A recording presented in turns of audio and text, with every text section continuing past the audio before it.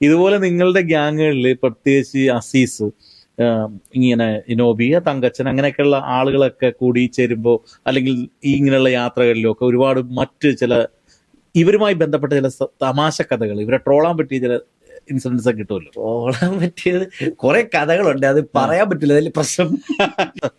എന്ത് പറഞ്ഞാലും കേൾക്കാനാവും. കഥകൾ അങ്ങനെ യാത്ര പോയ കഥകൾ കുറെ ഉണ്ട്. പിന്നെ അതിലൊക്കെ പ്രീമിയർ ബെഡ്മിയിൽ ഏറ്റവും ഹിറ്റായ സാധനമില്ലേ, അതായത് പച്ചഗുളിക. ഓക്കെ, അത് റിയൽ സംഭവം കേട്ടാ. ആണോ? അത് റിയൽ ഇൻസിഡന്റ് ആണ്. ഓ അത് ശരി. അതെന്താണ്? അതായത് ഇതില് സലീം മേലിക്കലില്ലേ, ഡോക്ടർ സലീം മേലിക്കൽ, പുള്ളി യഥാർത്ഥത്തിൽ നമ്മുടെ ഇവിടെ ഉള്ള ആളാണ് സലീം. ഓക്കെ. ഇതില് നമ്മുടെ ഡയറക്ടർ അനൂപേട്ടൻ. അപ്പം നെടുമങ്ങാട് വെഞ്ഞാറമൂട് ഒരു 8-9 കിലോമീറ്റർ ദൂരമുണ്ട്.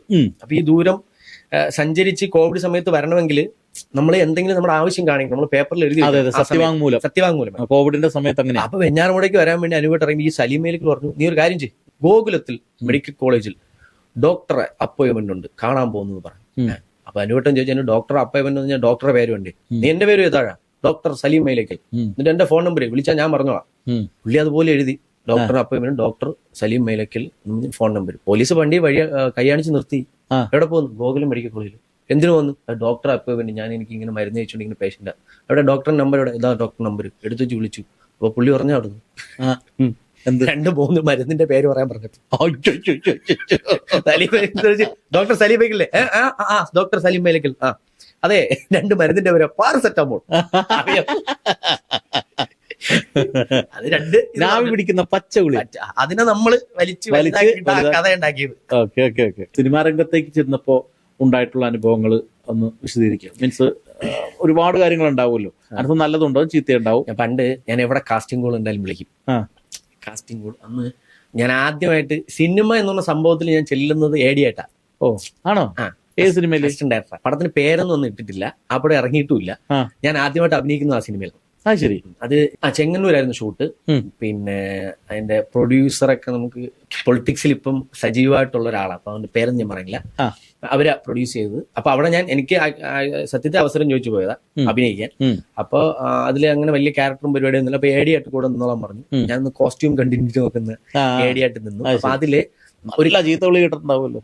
പിന്നെ എനിക്ക് അതെന്താന്നും അറിയില്ല, എല്ലാം പുതിയ അനുഭവമായോണ്ടേ ചീത്തവിളിയും കുറെ കിട്ടിയിട്ടുണ്ട്. അത് കുറച്ചു ദിവസം ഷൂട്ട് നടന്നോളൂ, അത് കഴിഞ്ഞ് പടം പിന്നെ ബാക്കി ആയില്ല, പടം ഇറങ്ങിയിട്ടില്ല.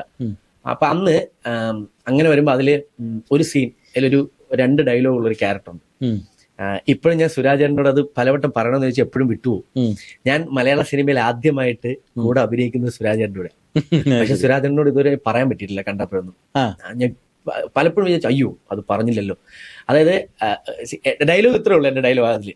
അതായത് ഞാൻ ഒരു വാലന്റൈൻസ് ഡേ സീനാണ്, ഞാനൊരു പൂ വെച്ചുകൊണ്ടിരിക്കും, സുരാജണ്ണൻ വരും, എന്നിട്ട് എന്താ പൂ വെച്ചോണ്ടിരിക്കുന്നു പോയി എന്ന് വാലന്റൈൻസ് ഡേ അല്ലേ, അതുകൊണ്ട് വാലന്റൈൻസ് ഡേക്ക് നമുക്ക് ഇഷ്ടമുള്ള ആൾക്കാർക്ക് പൂ കൊണ്ട് കൊടുത്താൽ ഇഷ്ടമാണെന്ന് പറഞ്ഞു കഴിഞ്ഞാൽ അതാണ് എൻ്റെ ഒരു രീതി.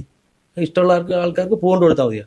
കൊടുത്താൽ മതി എന്ന് പറഞ്ഞിട്ട് എൻ്റെ നിന്ന് പൂ മേടിച്ചോണ്ട് സുരാജണ്ണൻ പോവും, എന്നിട്ട് ആരെയും നോക്കും, എന്നിട്ട് ഒരു പെണ്ണിനെ കണ്ടിട്ട് പൂവെടുത്തെറിയും, അത് വീഴുന്ന കുളപ്പിൽ ലീല ചേച്ചിയുടെ തലയിലാണ്. ഇതാണ് സീക്വൻസ്. ഓക്കെ. അപ്പൊ അന്ന് ഈ ഡയലോഗ് സുരാജേട്ടൻ്റെ കൂടെ ഞാൻ അന്ന് അഭിനയിച്ചു, ഒറ്റയ്ക്കെങ്കിലും ഞാൻ ഓക്കെ ആക്കി. സുരാജ് കൊള്ളാറുണ്ടെന്ന് എവിടെ വീടൊക്കെ ചോദിച്ചു. അന്നാ ഞാൻ പരിചയപ്പെടുന്നത്. ചേട്ടാ ഞാൻ നെടുമങ്ങാടാണ് എന്നും പറഞ്ഞ് സംസാരിച്ച് അങ്ങ് പോയി. അതാണ്, അത് ഇറങ്ങിയിട്ടില്ല. അപ്പൊ അതിന് മുമ്പ് മിമിക്രിയിൽ പരിചയങ്ങളൊന്നും ഇല്ല അല്ലെ സുരാജിന്റെ? ആ സമയത്ത് നിങ്ങൾ വരുമ്പോ സുരാജേട്ടൻ ഓൾറെഡി സിനിമയില്. അതിനൊക്കെ ശേഷം ഞാൻ മിമിക്രിയിൽ ഒക്കെ വരുന്നത്, ഈ പരിപാടിയൊക്കെ കഴിഞ്ഞതിന് ശേഷം ടിവിയിലും ഒക്കെ വരുന്നത് പിന്നെയാണ്. Okay okay okay okay okay okay. അപ്പൊ ഈ ഒരു സിനിമയിൽ അഭിനയിച്ചതിന് ശേഷമാണ് ട്രൂപ്പിലേക്ക് വരുന്നതും മിമിക്രിയിലൊക്കെ സജീവമാകുന്നത്. അതെ. ഓ അത് ശരി. എല്ലാരും മിമിക്രിയിൽ നിന്നാണ് സിനിമയിലേക്ക് പോകുന്നത്. സിനിമയിൽ അഭിനയിച്ചതിന് ശേഷമാണ് മിമിക്രിയിലേക്ക് വരുന്നത് അല്ലേ? ഇത് അന്ന് പിന്നെ ഇതിനെ കുറിച്ച് പറയാൻ എനിക്ക് അന്ന് സിനിമയ്ക്ക് പേരിട്ടിട്ടില്ല, പിന്നെ നമുക്കൊന്നും അറിയില്ല. പിന്നെ ചിത്രം ഇറങ്ങിയില്ല. അപ്പൊ ഞാനിത് ആരോടും അങ്ങനെ പറഞ്ഞിട്ടൊന്നുമില്ല. അപ്പം എനിക്ക് തോന്നുന്നു ഞാനങ്ങനെ ഒരു പ്ലാറ്റ്ഫോമിൽ ഇതുവരെ അത് പറഞ്ഞിട്ടില്ല. ഫസ്റ്റ് ടൈം പറയുന്നതെന്ന് ഈ കാര്യം.